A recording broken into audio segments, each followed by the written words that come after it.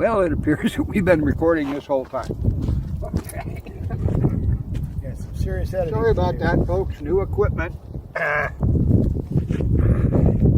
Still trying to figure out how some of this outdoor stuff works. Anyway, we are back. We're going to attempt to talk to Mr. Sam Hill. And I don't mind telling you at this point, I wussed out, okay? A, I'm afraid of heights. And two, there's a long rocky path that goes down to where he's resting. It's right directly down below us. So hopefully we can get him to talk to us and get some answers to some of our questions. So, for Mr. Sam Hill especially, and any other spirits that happen to be in the area, my name is Richard. I'm here with my best friend, Brian. We're members of a group called the Graveyard Shift. And what the Graveyard Shift does is we mostly go out to cemeteries and graveyards and speak to the spirits that are resting there. So today, rather than do that, we came to visit one specific person, Mr. Sam Hill, and talk to him about some of the things that he did. Like the Stonehenge that I just showed you. Sorry. He moved to Klickitat County in 2007. Sometime shortly after that, he built a mansion. We're going to have to talk to him about that and other things, mostly why. He built 10 miles of paved road from here north towards Ellensburg. It was the very first paved road anywhere in the United States. And he also built a peace arch between the U.S. and Canada up by Blaine. So I have a list of questions and things here we're going to ask him about. Mr. Hill, if you are here, we would like to talk to you about some of these things. How we do that is through this little box in my lap. It has a portion of it that will allow us to hear what you were saying. So I need to mention before we even get started, a lot of what you say we will not hear because of noise from traffic and other, the winds blowing, things such as that. I'm going to take this recording home and listen to it on the headset where it's quiet, and I'm sure we'll pick up a lot more of the things that you say. I have a list of questions here. Some of them are my questions. Some I'm sure Brian probably has some. Some of these come from people that live in the Goldendale area that would like to know some things about you. So, if that's all right with you, let's get started. Let's begin at the beginning. Boy, this is not going to be a fun trip here. And I'm going to ask if there's any spirits here that would like to speak to us, specifically Mr. Sam Hill.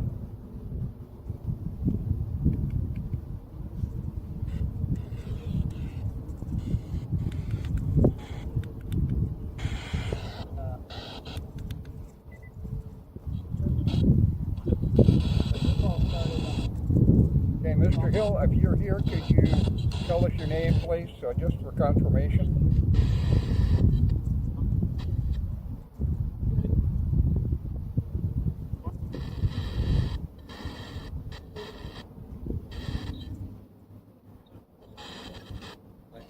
Okay, I didn't hear it, but I'm going to assume that you're here. So, first question we have, if that's all right with you. I should probably ask if it's all right if we ask you some questions first.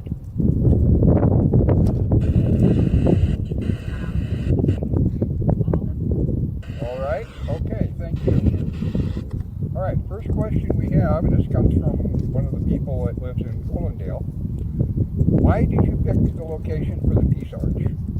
Did something about that specific location interest you or attract you to it? And, okay, that's the first question. Why did you pick the location for the Peace Arch? Was there something about that specific location that kind of attracted you to it?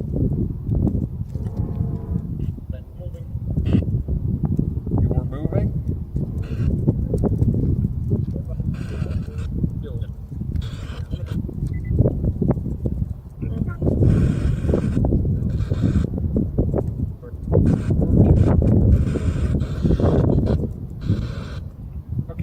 said, we're going to have to go back and listen to some of these to hear what you're saying.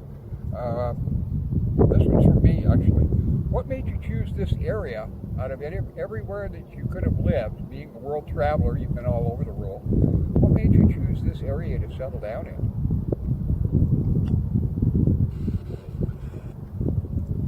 I'm sorry, I missed that part. There was a response, but I didn't hear it. You don't know? Okay. Okay. Now we get down to some of the specifics. Why did you build Stonehenge here? Was there a purpose behind it, first of all? Well, that's two questions, isn't it? Okay. Why did you build Stonehenge? Why did you decide to build Stonehenge in this specific area?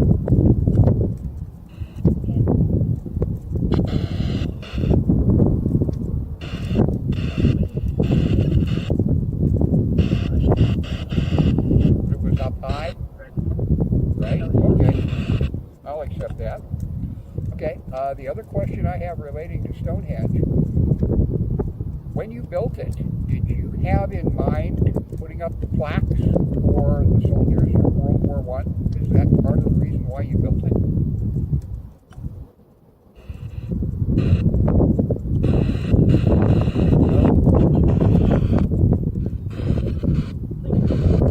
Okay, so that was something that you kind of thought about after it was built. I understand it took until, what, 1929 before it was completed, something like that? And it was kind of an afterthought to put the plaques up?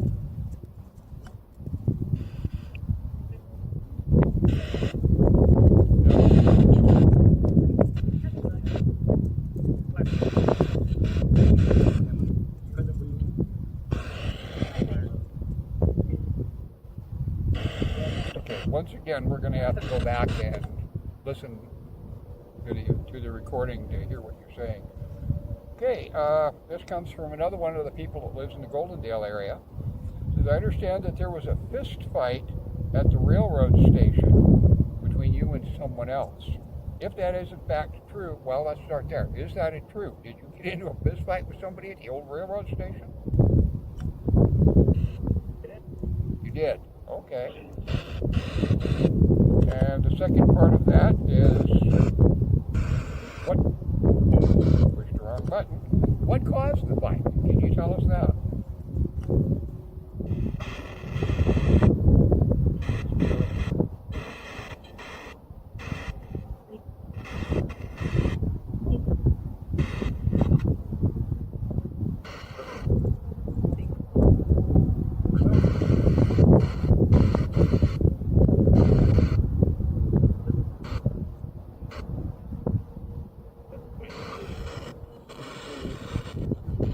Well, again, I'm hearing things being said, but I can't really make out what it is.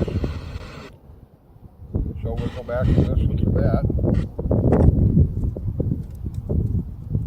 Okay, another question from somebody in Goldendale. Yeah, this one is from Goldendale, as a matter of fact. During your life, you accomplished quite a bit, from entering a railroad profession in Minneapolis to trying to start one in Seattle and so forth. Of all of the things that you did in your life, what are you the most proud of?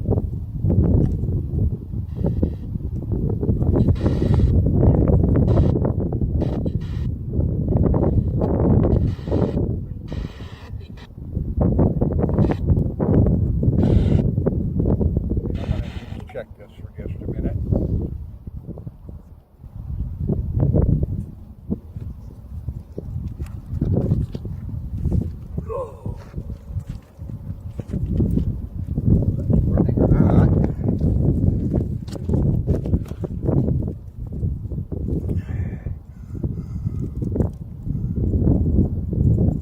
It is. Okay, we're still running. All right. Okay then.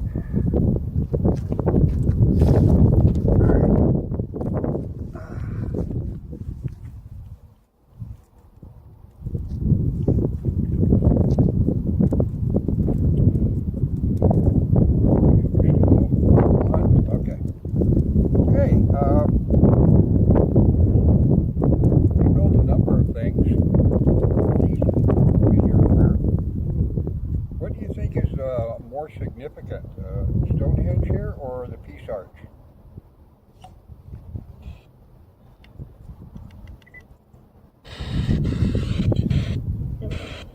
Sounded like you said Stonehenge. Is that correct? Somewhat? Okay.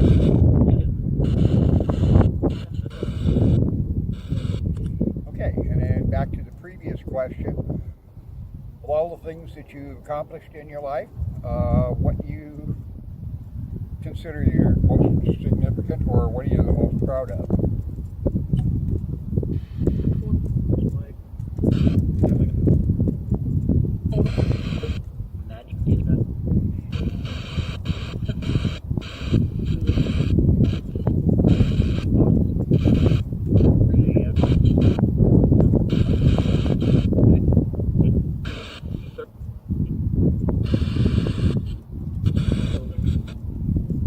Again, I'm hearing a lot of responses, but I have to go back and listen to it. Here's a good question, one that comes from a lady who lives a little north of Rosedale. We're here talking to you. If other people came to visit you, what is one thing that you wish that people would ask you about?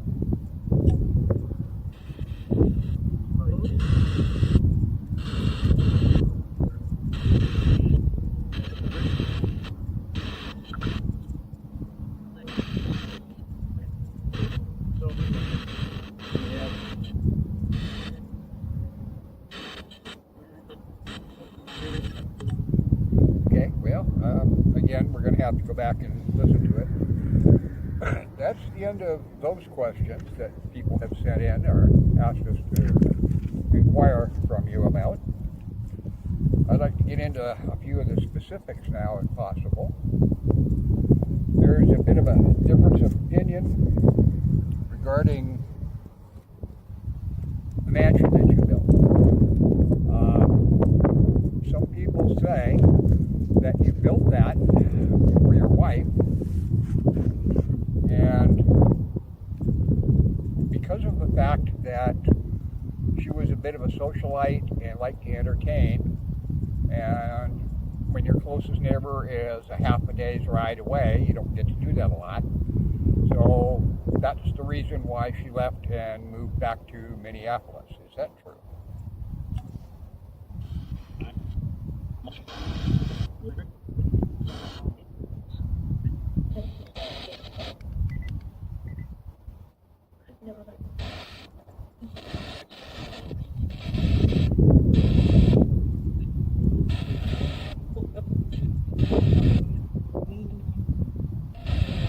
Okay, again, we're going to have to go back and listen to it to hear what you're saying. Next question. You decided, for whatever reason, if she left or whatever the reason was, to turn your mansion into a museum. And in 1926, the museum was dedicated. You invited Marie over here, the Queen of Romania, to take part in the ceremony for dedicating it. And she brought not only some of her furniture, but her coronation gown and a replica of her crown, which, by the way, for those that are watching, is still on display in the museum. This marks the 100th year since the dedication. It was expanded on quite a bit, so it was a little later than that before it was open to the public, but it's still there. If you're in South Central Washington, I definitely invite you to go and tour the museum. Well, there's a small town in Oregon called Biggs, and it's right on the border with Washington. There's a bridge that comes across to Washington from there, and the mansion's not more than about 3 miles from that location. So if you're in the area, feel free to drop by. Now I lost where I was going. Oh, yeah, car going by. Thank you very much for reminding me. You built 10 miles of, or approximately 10 miles of paved road from somewhere in this area up towards Goldendale. I don't know where the specifics are. I understand that what they call the Mary Hill Loop now.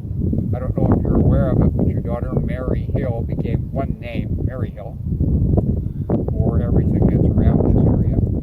You built about 10 miles of road, and from what I understand, you used 7 different compounds, ingredients, whatever, in different portions of the road.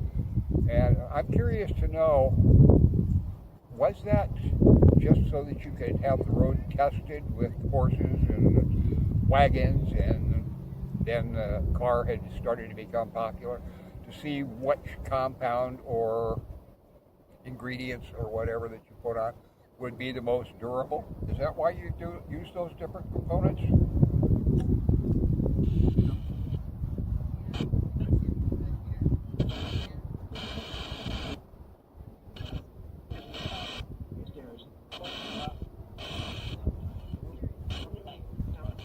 Right? Well, that's kind of what I assumed. That's the only reason. Like either a shortage of materials or you were trying to figure out which one was the best is why you did that.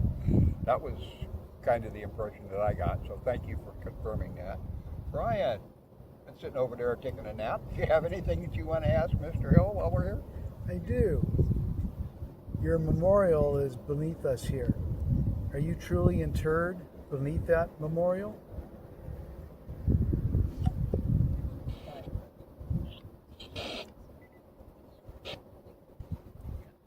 I heard, in fact, yes.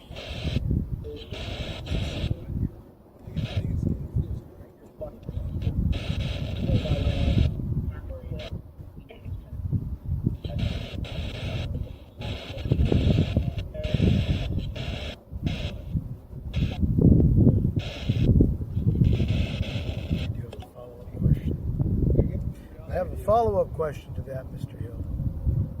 Did you select this location so that you could continually watch over Stonehenge and the officers and servicemen and women that you honor here?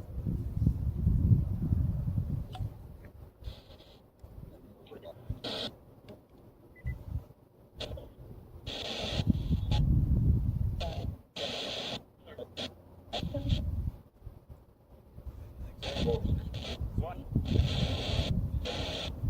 I heard a lot of response to that, and I couldn't get out any of it, so we'll go back and listen to it again. Anything else?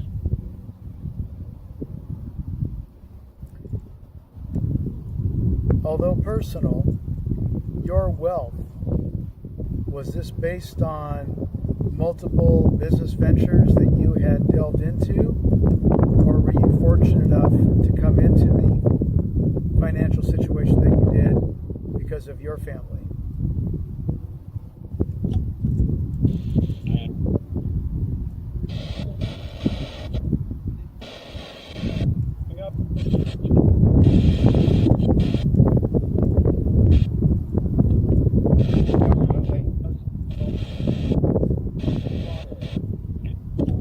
I heard was that his dad got him into the railroad as a teenager, and he got into different ventures in the railroad, and that's kind of where he got his money from. But again, you know, history books are not always accurate, so it never hurts to hear it from the source. Okay, anything else? Thank you, Mr. Hill. Okay. All right, I'm going to go back to one question that we asked earlier. I'm not sure if we actually got a response on it. Is there anything that you wish people that come to visit would ask you about? I realize this is probably the first time that somebody's been able to talk to you and hear you talk back, but is there something that you wish people would ask you about?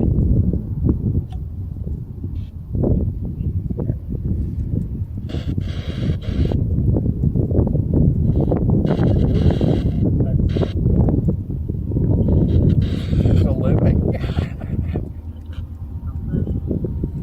Somebody?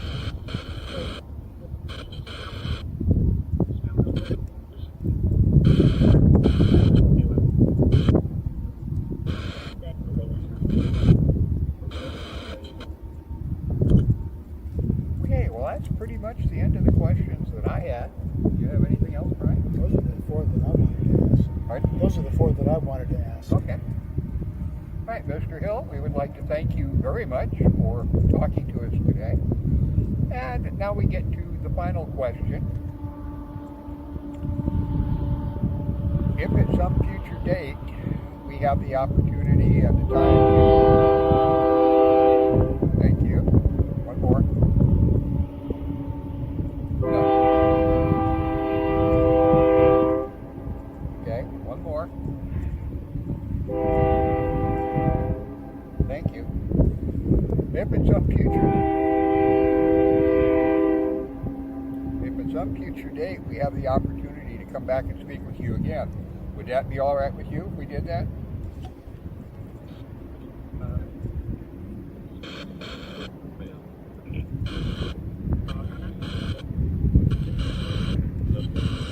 Well, I think I heard thank you and okay, so I'm going to assume that that's a yes. Mr. Hill, we would like to thank you very much for your time. Definitely is appreciated. From this point, as I said earlier, I'm going to go home and listen to this again and hopefully pick out a lot more of what you said. When that is all concluded, I'm not sure how cognizant you are of things like the internet, but this is going to be placed on the internet. This entire video is going to be placed on the internet along with the comments that you made. And there will be a lot of people who will see this. So, well, let me ask. Sorry, we're just rattling on here. It was 95 years ago, 1931, that you passed away. How do you feel about 95 years later, people still remembering you?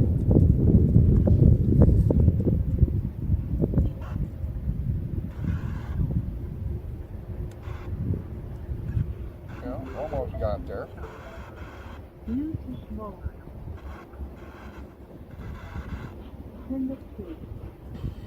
Okay, my apologies. I turned off the speaker and didn't realize it. How do you feel about being remembered by people almost 100 years after you transitioned? Do you enjoy that?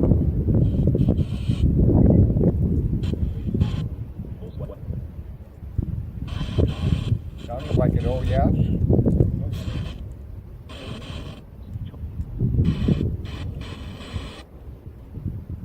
Well, as I'm sure you're aware, Stonehenge up above us here on the hill is quite a tourist attraction.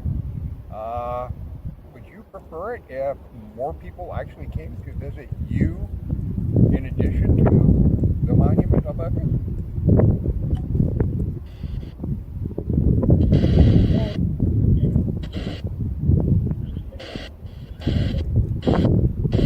Sounded like I heard dinner.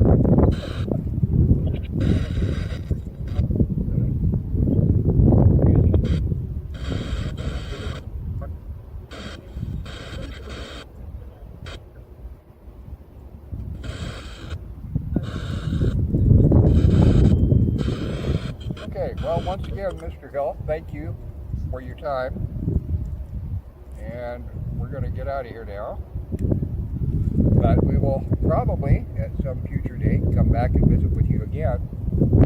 With any luck, we can find the actual trail that leads down to where your mortal remains are resting. So we can get down there and visit with you directly. But thank you for talking to us today. We do appreciate that and all the information that you gave us. So with that, I'm going to, we can figure out how to do it, end the session.